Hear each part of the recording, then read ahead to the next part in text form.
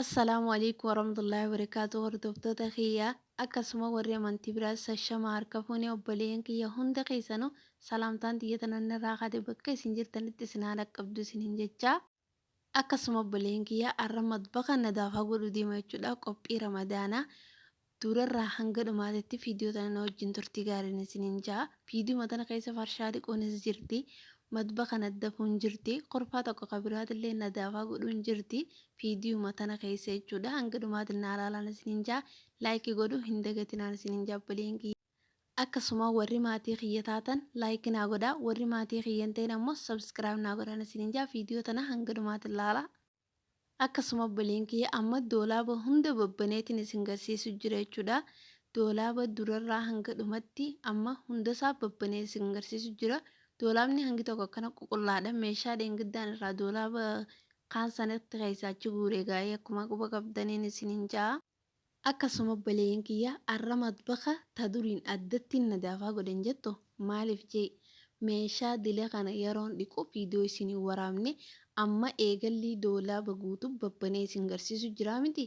Meeshaa yeroon dhiqe qofaan isin garsiisa ammas meeshuma dhiqamte jechuudha. Akkasuma xumura irrattis meeshumaan rattibeen bootaa sitti deebiseen isin garsiisa.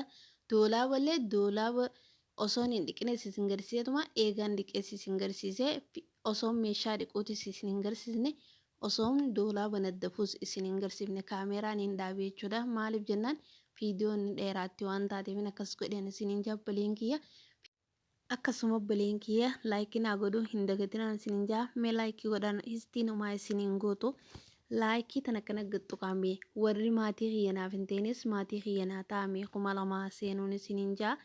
Akkasuma obboleeyyan kiyya turtiin keessan ammallee anaa wajjin haa ta'u ammalaa doolaaba hunda babbaneetiin isin garsiisu jira. Mee doolaaba kana babbanee giseen fixee booda maalirra akkaan dhaquu fi maal akkaan godhuu tanaas wajjin laallan isiniin jaa. Amma kun doolaaba distiitirra geetiin jira. Amma kunis kasaanaa tokko. Amma kun kanaas jaaluma kana jirti malee gubbaa san dheengidda irraa guree uuma xiqqoo jira jechuudha. Akkuma agartan dheengidda irraa guree dhiqee doolaaba kaan sanii guree kunis doolaabni doolaaba wanta takka keessa kaatan maal jedhaniin gaa girgiraa hinnaa biqaa wanta akkasii keessa kaatan jechuudha. Kun akkuma agartan amma doolaaba hunda isin garsiiseetiin jirami. Doolaaba hunda matbaqaas amma kunoo awwal shee birciqqoodha siinii gaawwaatti dhuganii fi tashaayitti dhuganiin dura tanaan liqu jira wanti xiqqoo tanaan nama darara. Akira isaa kunoo ableedha. Bakka meeshaa hunda dhiqeetiin akira irratti ablee tanaan liqu jira jechuudha. Bakka tanatti immoo xumuree jira meeshaa san hunda jechuudha matbaqa hunda. Akkuma agartanii akira isaa fallaanaa fi ablee bakka waan takka xumuree jechuudha. Dhugaan isiniin jaa harki kan na diddiimatee ilaala. Na qabannaan numaa wanti ta'an jettu harki kan na diddiimatee naa kilooroksii fi amma kun akkuma agartan doolaaba hunda babbanee isin garsiisu jira. Meeshaa takkittii boodaa keessaa gurguree dhiqee fixee jira jechuudha. Meeshaa takka doolaaba keessatti nambisne hunda dhiqeetiin jira jechuudha. Dura birciqqoo saniin dhiqee itti aansee ablee sanii xumura jechuudha. Kunoo meeshaa saala gagguree maaluma isiniin haa jiruugaa gujifuman jettu dhugaan isiniin jaa. Kun akkuma agartan barraadaa faachirra guuree gamana meeshaa kaarabaa yaanii waan waatti deddaa kan fa'aa gamanatti hin guuree meeshaa kaarabaati jechuudha. Tuni amma kunoo meeshaan kopha guude san ta bishaan tuquu hin qabne jechuudha. Barraadaa faas asirratti hin goggombisee bishaan harraa gayyaa hojii meeshaa tana hunda wallaahi isiniin jaa meeshaa tana guututti dhiqeetiin jira. Fallaanni tokko oduun hin dhiqin keessa hin jiru jechuudha. Yoo agartan kun distii kaarabaa takkittii san distii kaarabaa sunoota keessaa hunda dhiqeetiin jira. Isii ta kaarabaa taniin massa'uu diimu tana malee meeshaa tana taniin hin dhiqin hin jirtu jechuudha keessa. Akkasuma obboleeyyan kiyya viidiyoo tana laayikii godhaa. Ammallee warri ilaa harma laaluu jiraattan laayikii naa godhaan isiniin jaa. Akkasuma kunoo meeshaan tun hundi qoqqooruu jirti. Hangaanan doolaaba massee matbaqa nadaafaa godhutti isinis qortee jirti jechuudha. Akkasuma obboleeyyan kiyya guyyaa sanuu halkaniin dalagee matbaqa kana dhugaa halkaniin dalagee jechuudha.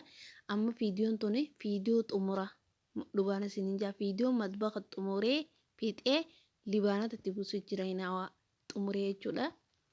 Akkuma agartanii laaqunu amma faa godheetiin jira. Faa shaa maal isiniin haa jiru.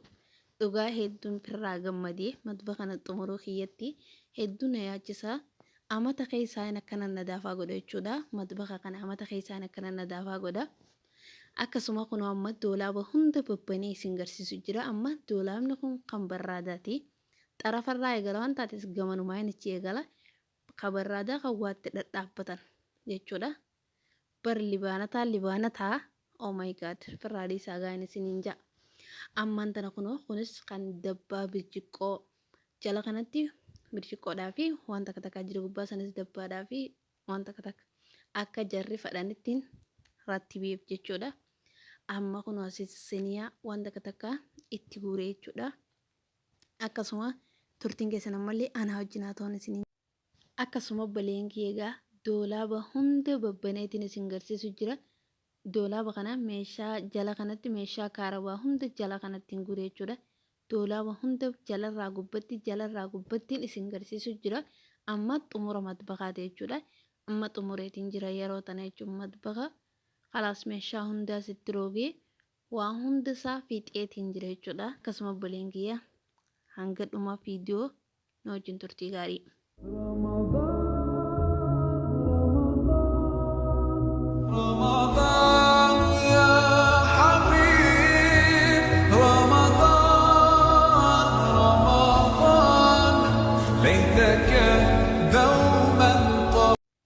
Akkasuma baleen kiyya amma kuni doolaaba baharaata faatti guurrate jechuudha.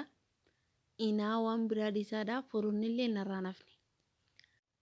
Akkasuma gaa kunis doolaaba baharaata kanuma reefu isiniin jee gubbaa sanarra kan sukkaraa kaniin amma baharaata jii dabalasan sukkaraa fi waan takka takka baharaallee numa jira. Gaawwaa sanii jira jechuudha. Jala kan ammoo seetaafis soo guddaa baharaata bakka akkasii jechuudha. Akkasuma gaa kunis kafallaanaati. Fallaana kan itti haajaa hin qabne jalaan kaa'e kan yeroo hunda ittiin fayyadamne doolaaba kara jalaa kaa'e kan yeroo hunda itti fayyadaman ammoo gubbarraan kaa'e jechuudha. Distillee akkasuma tan yeroo hunda itti fayyadaman gubbarra kaa'e taan jala kaa'eef jechuudha. Akka isaan fadhanitti saanaa san keessa maaltu jiranii beetanii dhiisaa warri beetanii ammoo asis kun akkuma agartan meeshaa itti guuree jechuudha. Meeshaa takka takka akkasuma kunisittis maal jaaniin girgiraa walbaanataa waan takka takka si guureef jechuu asis saanaafaa jira jechuudha. Asis feerii meeshaa tiyyaa jira tiyyatun okay taniin ittiin nadaafaa qeequudha jechuudha. Amma isin garsiisullee xumureetiin jira. Matbaqni akkana fakkaata. Funoonarraa, doolaabarraa, xaawularraa, maqsalarraan oh my god inaa barraadaa bishaan irraa dhugan xiqqaa kanallee naddafe jechuudha. Amma maaltu nu hafe duwanii beeytanii amma gaa kuna xumuree jira jechuudha. Amma mana tokko jira. Mana mooraa keessaa wallaahi kana wanni irraa guuree maal jaaniin kana mana keessaa sanarraa guuree lafti laawwan fakkaatu dhukkee minuma dhiisaa mana mooraa keessaatti dhukkeen uruwaasanii naseenti bakkee ibiddatti shidatan tanaanii diles baasanii wanni hin godhanii arrarraa guureetiin nadaafaa godhe jechuudha. Hedduu walaa xaawulaa kana hunda irraa guuree akkuma agartan bootaa isaa kellii fi waan asirra jiru tagaawwaatti dhaabbatan san hunda dhiqeetiin turogee jechuudha. Waan isin agartan tana bakka tan ni masee hin jettanii daawwitiin godhe hin jettanii dhugaan isin hin ja'a. Mana kana akkumaan isa godhee ni ajaa'ibdan. Xumura isaati irratti isin hin garsiisne garuu dura isaati kun jechuudha. Akkasuma baleen kiyya amma meeshaan mana kana keessaa guuree ala jirti.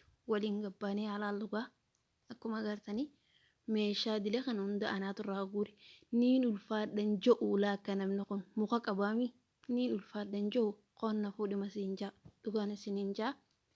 Amma kunoo meeshaa tana hunda anaatu irraa guure anaatti orrooga dhukkeerraa dhadhee isa kana dhukkee nadaafarraa godhee amma maaltu hafee farshaa dhiquudha jechuudha.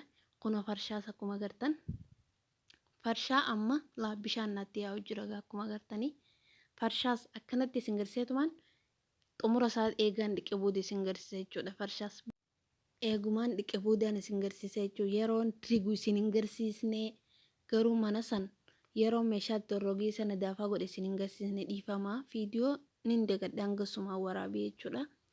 Akkasuma kunoo ammaan tana farshaa xixiqqaa lameen kanaas bishaan itti naqadhee jechuudha. Itti naqee haa wanti ta'u hojii hangasuu hangaan guddaa reefuun tanaa sandiquu. Akkasuma kunoo farshaa hunda bishaan itti naqadhee jechuudha. Hunda isaatu xuxxumuradhee viidiyoon akkamta taatanii beektanii taniin silaa armarra isinii qabu duuba dabarti. Amma kunoo farshaa guddaa reefuun tanaa san dhiqee laal. Saayikilii ijoollee sadiin sanis dhiqeetiin achumarra kaa'ee jechuudha. Amma farshaas dhiqeetiin jira. Yeroo giseen dhiquu kunoo akirarra isinii dhufte jechuudha viidiyoon.